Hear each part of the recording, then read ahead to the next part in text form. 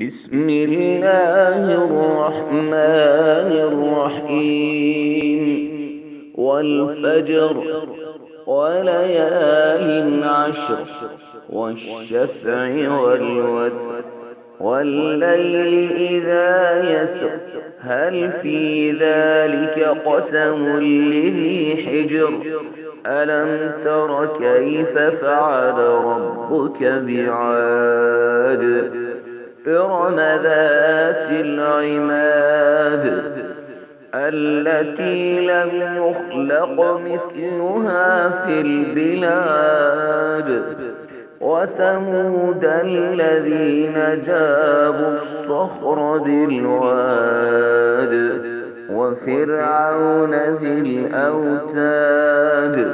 الذين طغوا في البلاد فأكثروا فيها الفساد فصب عليهم ربك سوط عذاب إن ربك لبالمرصاد فأما الإنسان إذا ما ابتلاه ربه فأكرمه ونعمه فيقول ربي أكرمن وأما إذا ما ابتلاه فقدر عليه رزقه فيقول ربي أهانن كلا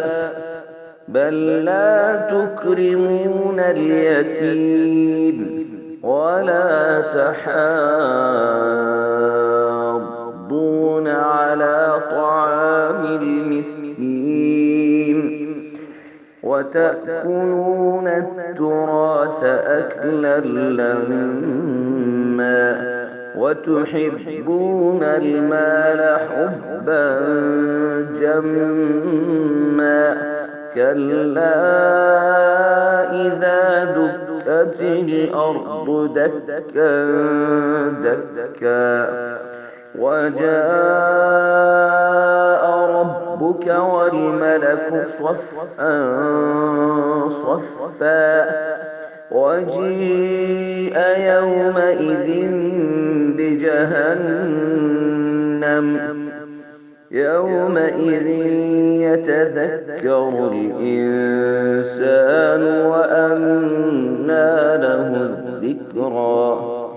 يقول يا ليتني قدمت لحياتي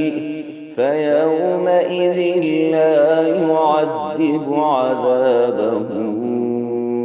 أحد ولا يوثق وثاقه أحد يا